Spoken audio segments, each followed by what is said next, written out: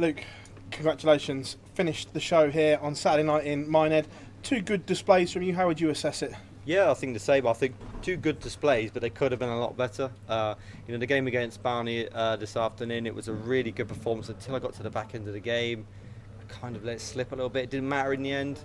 But yeah, you kind of want to put them statements out and then really good performances. But, at the end of the day, I thought you've won the game, it don't matter, you can try again tonight. And then tonight I thought I was really decent until then got to the back end again. I felt like I dropped off again. I was hitting double third dart, not first dart, and I kind of made it a lot harder for myself than I felt like it could have been. But when you win the games, it doesn't really matter.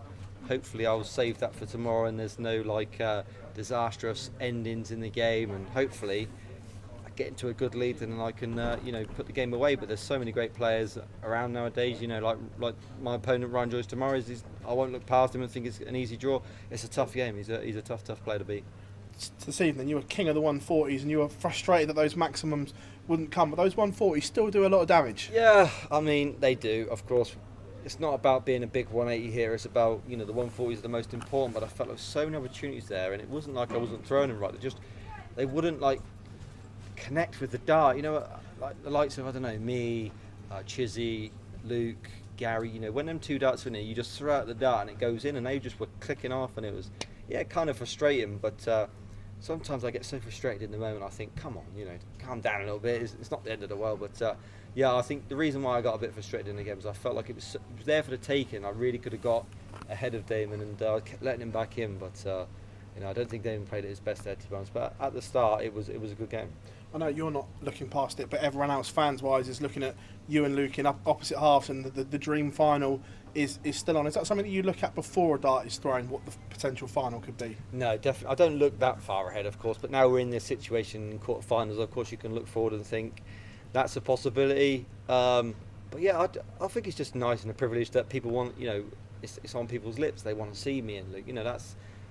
That's a privilege in my eyes. I think it probably will be in his as well. But we've got two hard games to get through yet. Nothing's ever a given in this game, as we've seen over the last couple of months. But if we can get through them two games, them two tough games that we're going to have to get through, and we meet in the final, it is a blockbuster clash. It is something that the fans want to see, I think. And like I said, I'm really privileged that they do want to see that, because we have had some great games over the years, but he's only over the year, is it? So over the last 12 months, and I'm sure over the next 12 months we're going to have many more. Look, the seeds have tumbled here, but you and Luke are still standing. Does that just show how good the pair of you are at the moment? That everyone says you two are the best players in the world, and yet again you're showing it here.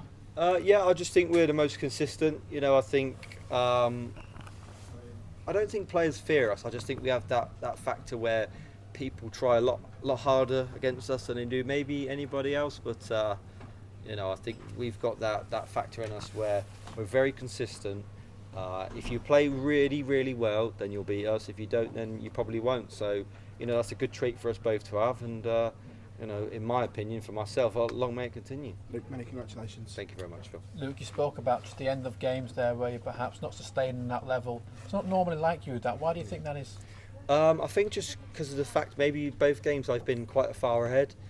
And it's not like me, like you say, but maybe I've just allowed myself to step my foot off the ball just a little bit. And that, like you say, it's not like me. So, you're always learning this game, and I think from these couple of experiences from this afternoon, from tonight, I think when I go into tomorrow, if I'm 7-3 up or something, I'll learn from that and think, right, you stepped off the ball yesterday, don't do it today. So yeah, you just learn from those experiences, and I'll make sure that don't happen tomorrow if I get into a handsome lead and allow myself some fortunate events.